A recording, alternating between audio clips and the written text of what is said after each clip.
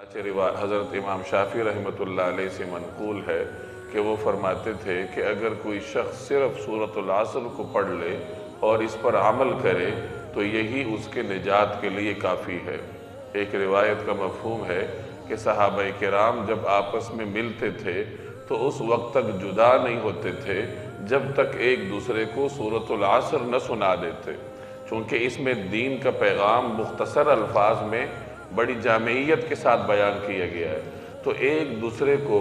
دین کے پیغام کی یاد دہانی کے لیے صحابہ کرام یہ سورت سنایا کرتے تھے۔ اگر اس سورت کے مضامین ہمیں آتے ہوں، کچھ نہ کچھ اس کا تصور ہمیں ہو، اور یہ سورت ہر وقت ہم ایک دوسرے کو سناتے رہیں گے تو دین کا پیغام ہمارے دلوں میں تازہ ہوتا رہے گا، اور جب پیغام تازہ ہوتا رہتا ہے تو انسان عمل پر بھی آمادہ